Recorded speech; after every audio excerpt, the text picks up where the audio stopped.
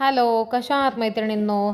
आजची माझी रेसिपी आहे पनीर चिली. आता आपण घरीच बनवूया रेस्टॉरंट स्टाईल पनीर चिली. आणि हो, रेसिपी आवडली तर माझ्या चॅनलला लाईक आणि सबस्क्राईब जरूर करा. आणि माझी रेसिपी आवडतात का हे मला कमेंट करून नक्की सांगा. त्यासाठी मी आता पनीर चिलीसाठी घेतलं आहे टोमॅटो, कांदा, ढोबळी मिरची, कॉर्नफ्लॉवर घेतलेला आहे, पनीर घेतलेलं आहे. हे सर्व मी प्रत्येकी 1 वाटी घेतलं आहे. तसेच soya sauce, red chilli sauce, green chilli sauce, tomato ketchup, Ching's Schezwan chutney, red chilli powder, chopped garlic आणि मीठ घेतलेलं आहे.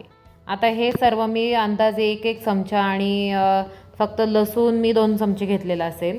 आता आपण एका बाउलमध्ये आपले पनीर काढून घेतलं. त्यानंतर आपण रेड चिली पावडर टाकली, थोडंसं मीठ टाकलं, कॉर्नफ्लॉवर टाकलं. आता हे आपल्याला सगळं हलवून घ्यायचं आहे.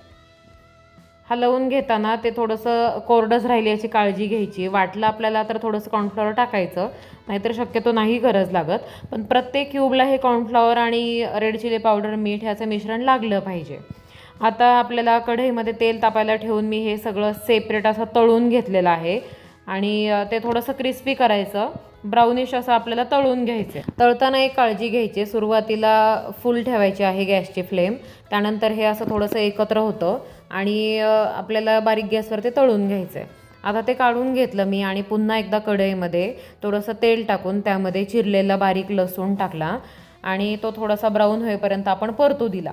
नंतर आपले कांद्याचे जे काप होते ते आपण आपले मीडियम चिरून घेतले होते ते त्यामध्ये टाकले.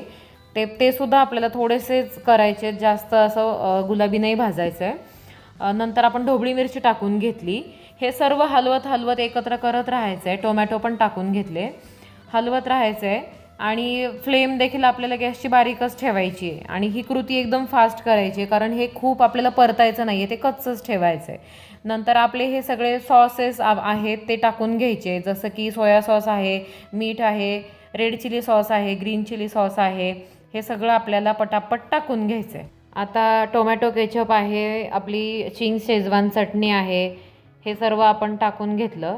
आणि कॉर्नफ्लॉवरची मी थोडी स्लरी केली होती 1 अर्धी वाटी पाण्यामध्ये, आणि ते आपण आता टाकून घेतोय. ते टाकल्यानंतर थोडेसे लम्प्स होण्याची शक्यता असते, म्हणून पटापट हलवत राहायचं.